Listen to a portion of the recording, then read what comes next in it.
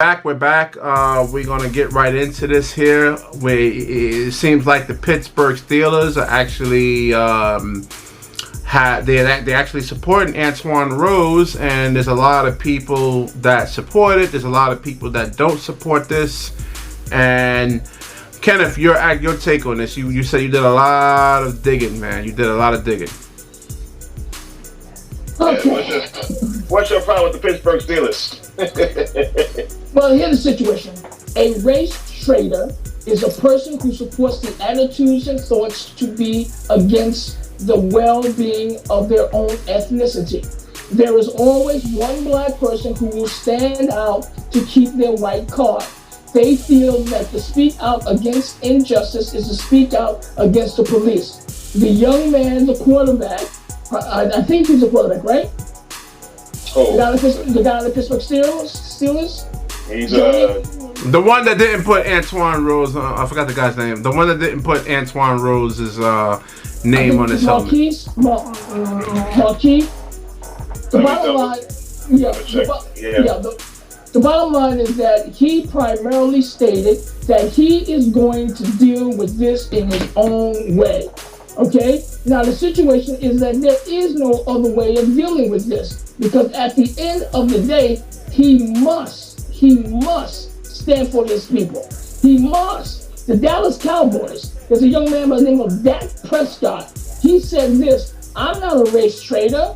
He felt that there was another way to protest racial injustice. And once he did that, white people were like, oh, this is so wonderful. Oh, wonderful. Jerry Jones' son, Stephon Jones, said a player must stand if they want to be a Dallas Cowboy.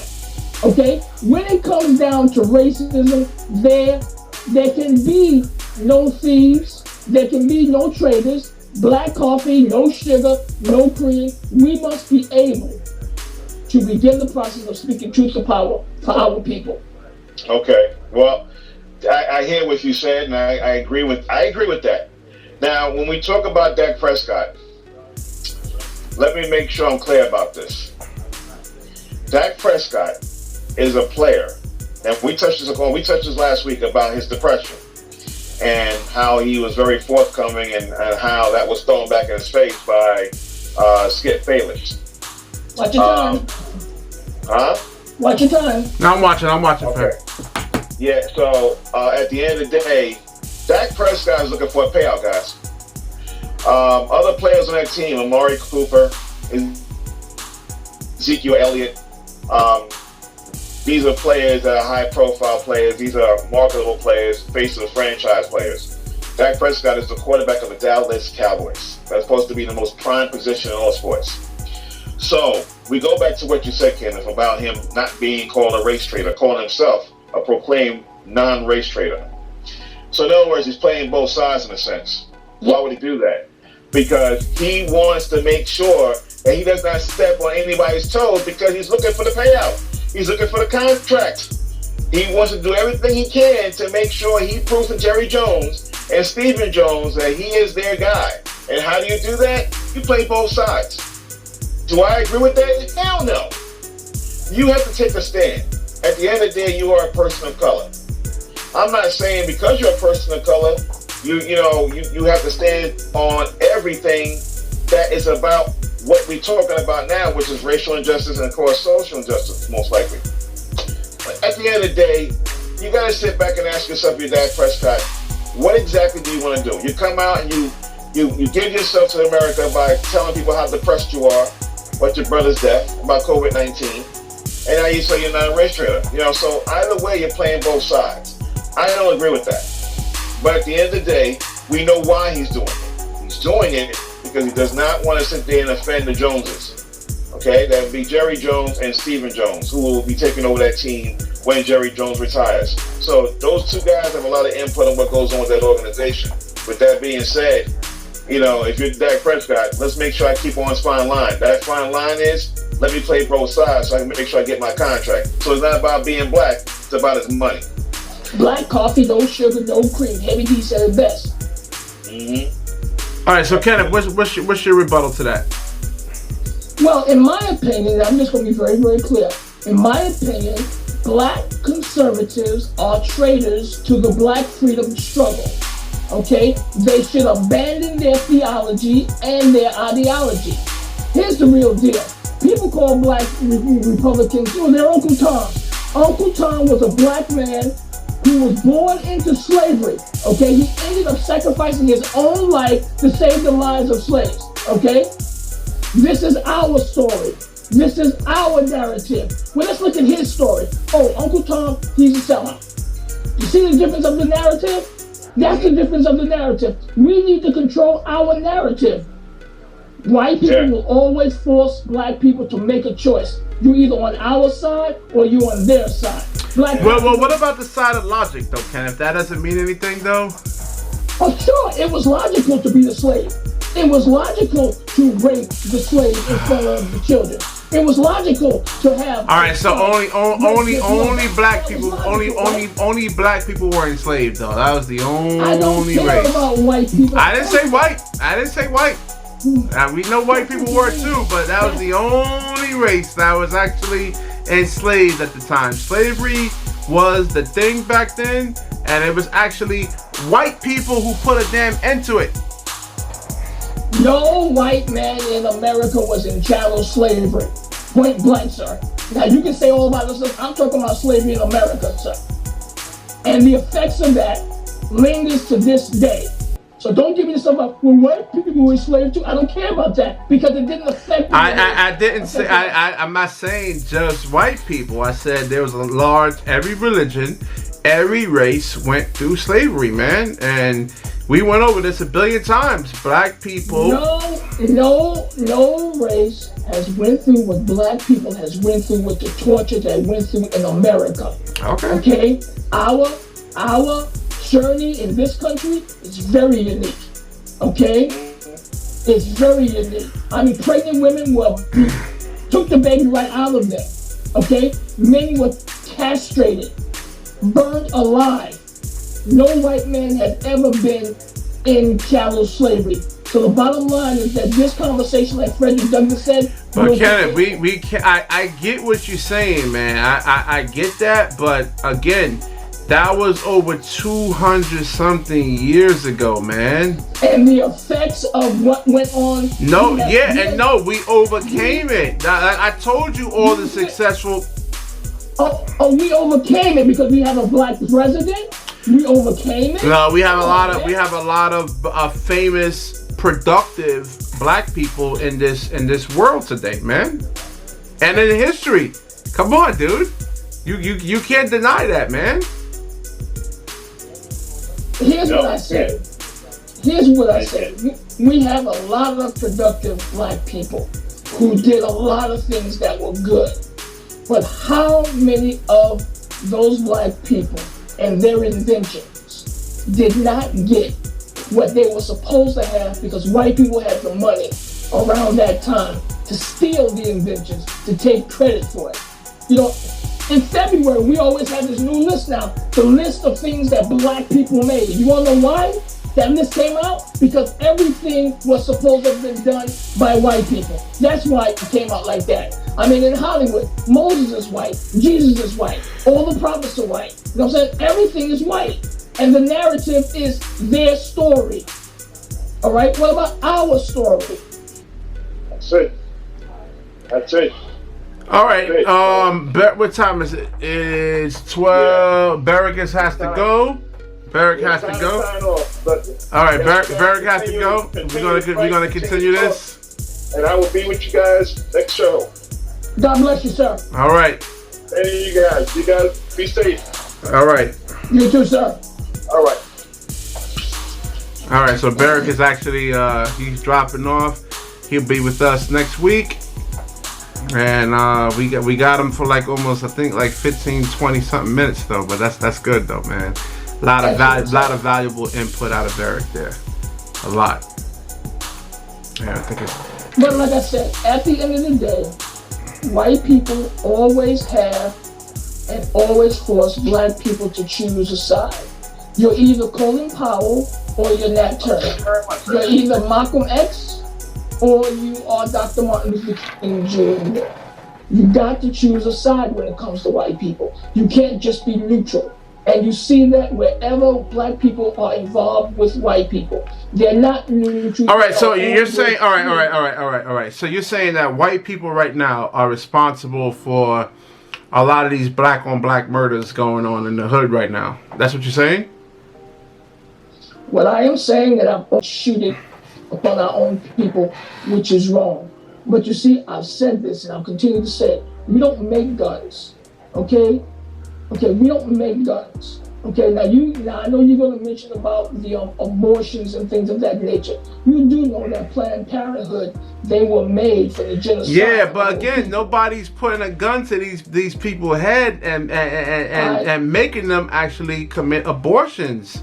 They're not putting guns to people. Like I said, Kenneth, I grew up in one of the worst neighborhoods in the country, man. Back during the crack epidemic, and I made a choice. Like, hey, I seen people die. I seen people get stabbed, shot, arrested. I made a choice. I was like, nah, that's not for me. I don't want to do that stuff, man. I don't want to go to jail. I agree with you in that which we all made choices. Yes. I agree with you, right? But just suppose if there was an unseen hand pushing you to make that choice. Okay, suppose there's an unseen hand. That's what life is really all about. Make it unseen hands. I mean, the temptation comes. I almost got into a road rage incident earlier, man. You know, and if I had acted on my emotions and wanted to get out the car and beat the guy, no, I made a choice. Like, nah, I don't want to get arrested. I don't want to have to go through none of that nonsense, man. You're calling it a choice. Okay, let's look at it this way. In the 1980s, our communities were decimated with crack cocaine. Yeah. Okay? People were in the street, no help, they were done. Okay? Some of them, we lost a lot of great warriors in the 80s and the 90s. We really did. Fast forward, white people have the opiates. Okay? What do? They give them the treatment. They give them a hospital to actually go and get their lives together. Ooh, we can have our father back. That was not given to our community. We were left to die. We were left to die. I mean, come on, man. There is an unequal thing that's going on, and it will continue to go on. What we have to do as a people, we have to realize that this is a war, and we're dying.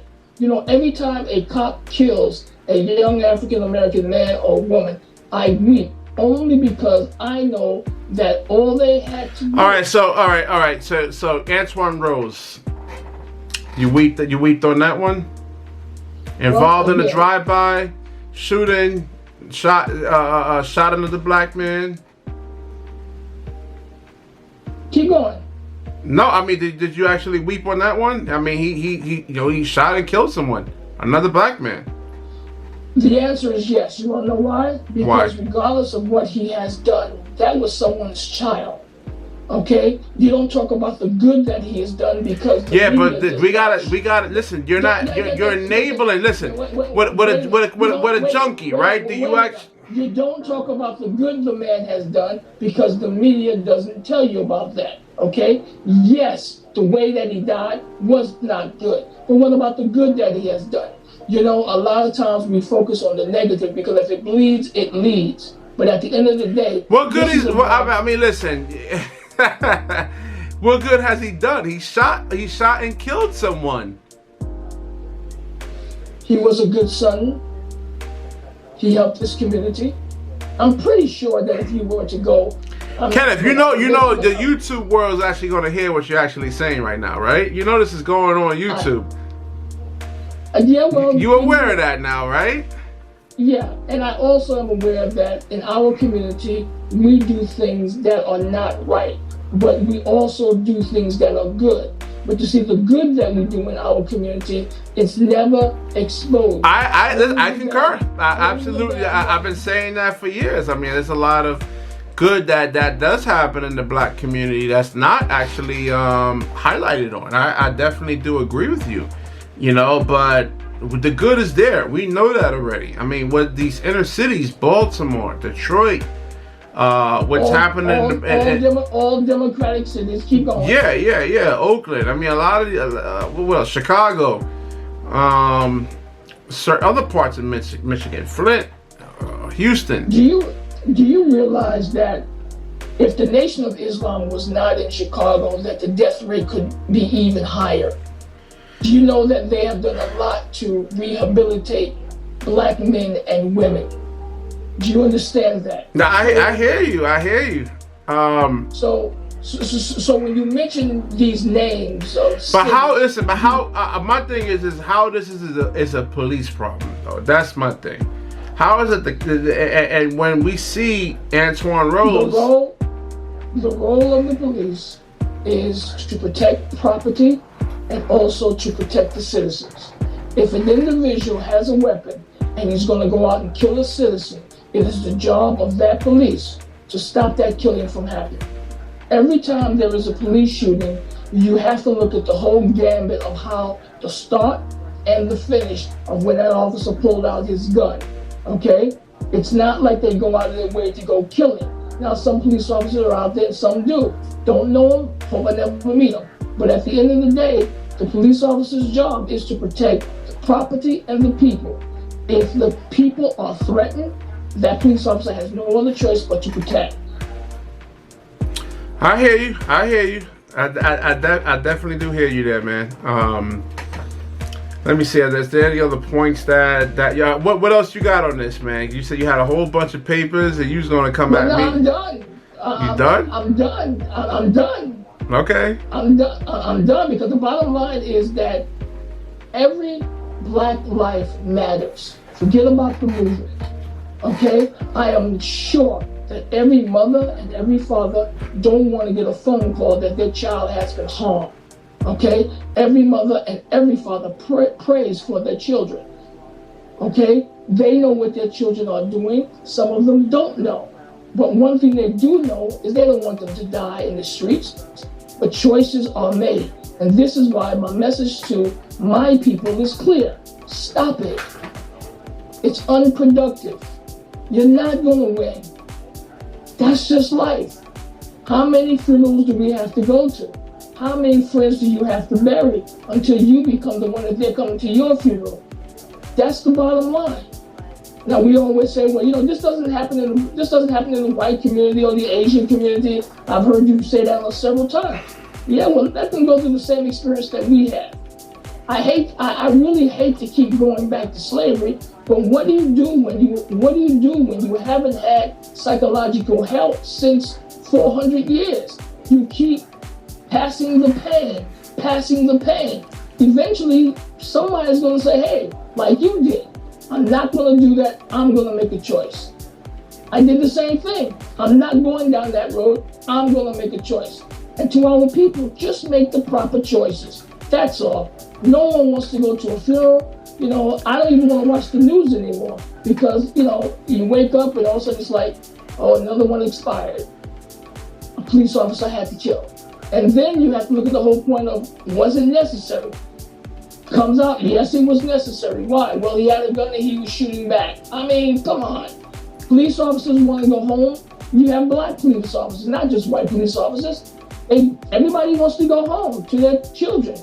But at the end of the day, in our community, our people, we need to get it together. We don't talk about the success stories in our community. We just don't. But we're going to show, the abortions, the killings, the this, that, and the other. I mean, it's their story versus our story. Their narrative versus our narrative. My narrative is black coffee, no sugar, no cream. I love my people, and I will always speak up for them. But speak the truth though, man. Don't hide the fact that we as a society, we're responsible for our choices that we make in life, man. We are. I have not hidden anything. What I have said was, we as a people must do better.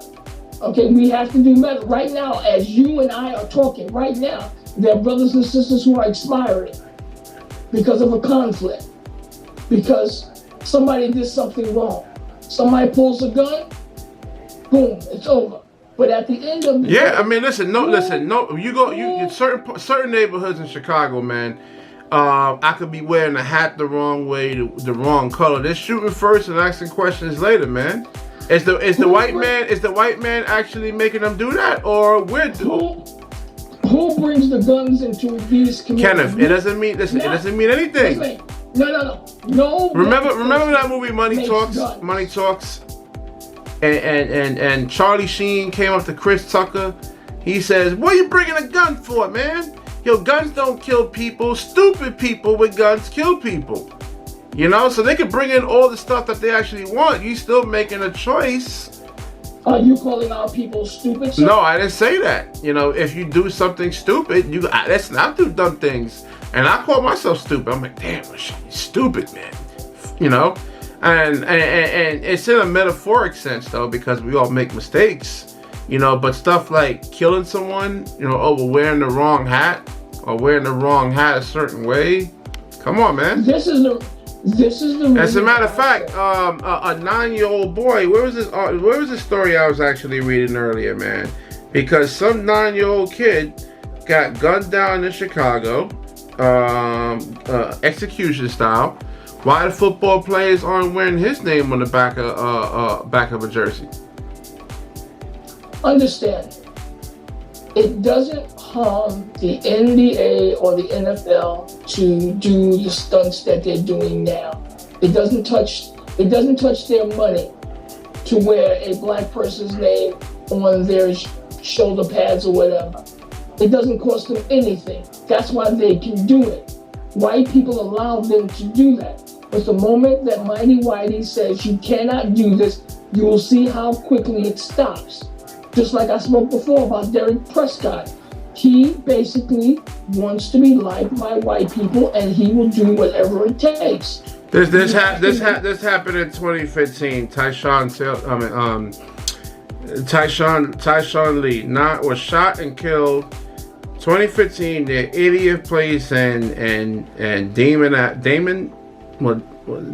Domain Avenue in Chicago's Greenwich neighborhood. Execution style. By another black man. And the black man who actually did it has no remorse over it. This is the reason why I say, and I'll continue to say, in my community, we need psychological help. We haven't gotten real psychological help for 400 plus odd years. We've been neglected. It's not the slavery, dude. I keep trying to tell you, man. What destroyed the black neighborhoods? It's not the slavery, dude. It was the crack epidemic. Well, actually, in the 70s, you got the cocaine epidemic, you know, with Frank Lucas and you know, Nicky Barnes and those boys pumping in cocaine. And then you had the crack epidemic. Them to bring the drugs in, and it was black people that actually sold it to other black people. Listen to me. The New York Times stated that the CIA allowed I know. In our community. All right, but so don't sit back and paint the brush that our people are doing it to ourselves. When we're not, Kenneth. I didn't make it. I don't drink any alcohol. I don't drink even not a beer. Nothing. Don't make it appear that our people are out there doing all this negative behavior and getting white people off the hook. They have done this systematically. This is genocide. That's what this is. This COVID-19, we have gotten colds for years. And this is the first time that COVID-19 or any type of flu has taken our people off the scene. This is genocide. Nobody. All right. So what about all those white people out there wearing masks? And I talked about it in our preview. Hold on. I know you don't care about white people. I'm just trying to listen. Like you said, you don't care about white people. I care about all people. You know. And white people are wearing the mask. You know, lowering their pH levels and giving themselves, making themselves much more susceptible to a lot of disease. How many white people and black people I gotta talk to and say, hey, the mask is hurting you. You shouldn't be, especially I see people exercising in the mask. You shouldn't be exercising in the mask. You know, it's just you're breathing in your own carbon dioxide. You know, so you're saying that it's actually affecting If anything, is affecting the black businesses. You know, when it comes to the mask, I'm clear. Okay, wear the mask for your protection. If you're sick, you don't make somebody else sick. I know you don't agree with that. That's you. No, that's true. That's the only time it should be worn if you actually have a respiratory issue or a cold or something like that, or the flu. Yeah, it does. Yeah, it does mitigate that. Yeah. But the narrative is to wear the mask, 24 hours, and that's wrong. I mean, I was shocked when Joe Biden said, I wear a mask all the time. He doesn't understand.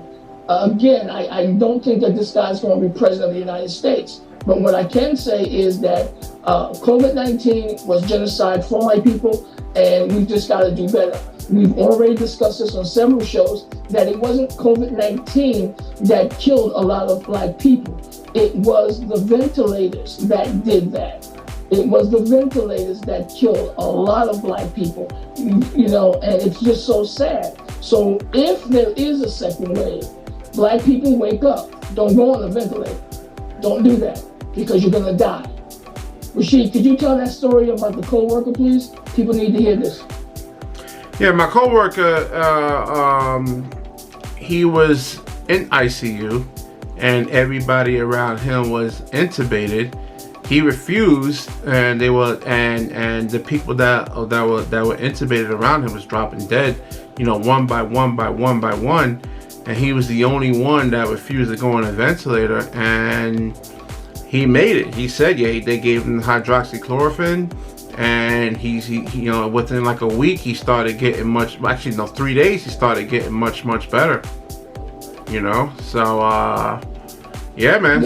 And for my people, be very, very careful, because we understand the Tuskegee experiment, that should be in the forefront when the American government talks about mandatory vaccinations. I mean, well, it's illegal. It's illegal for them to actually use an experimental drug on people. It is. That goes back to the Nuremberg trials.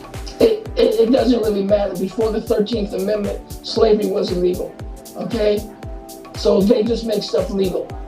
All right, we're gonna we'll wrap this up over here. Great show, Kenneth. Thank you for joining us, brother man. You bring an interesting perspective and flair to the show there, man. I try, sir. I try. I just want our people to live to see another day. That's all. All right, man. All right. If you definitely like, comment, subscribe, share it. Sharing is caring. When you share, the universe definitely shares back with you, and Kenneth can actually attest to that. God bless you all. All right. Revolution today, revolution tomorrow, revolution forever. All right. Peace out. Peace.